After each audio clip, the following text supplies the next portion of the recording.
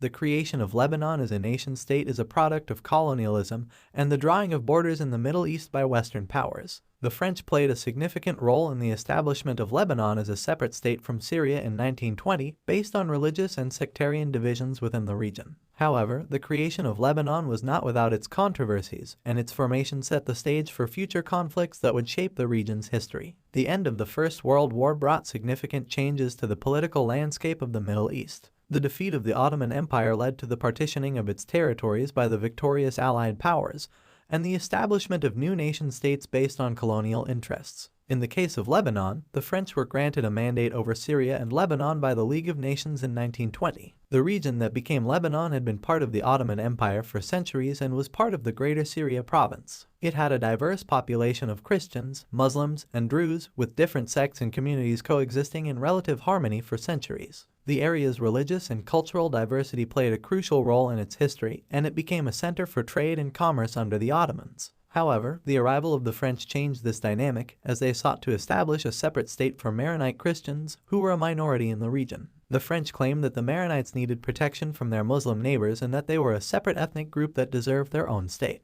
However, this narrative was a product of colonial interests and sectarianism rather than an accurate reflection of the region's demographics. Establishment of Lebanon. In September 1920, the French High Commissioner in Syria, General Henry Giraud, declared the creation of Greater Lebanon, which included the Beirut region, Mount Lebanon, and the northern parts of the Bekaa Valley. This new state was much larger than the traditional Maronite heartland in Mount Lebanon, and it included significant Muslim and Druze populations. The French authorities used a census from 1911, which was outdated and did not reflect the region's demographic changes. As a result, the Maronite Christian population was overrepresented, and other groups were underrepresented in the new state's borders. The establishment of Lebanon was also accompanied by the creation of a new political system that favored the Maronites, who were given a disproportionate share of political power and representation in the government. Impact of the creation of Lebanon. The creation of Lebanon had significant implications for the region's political and social landscape.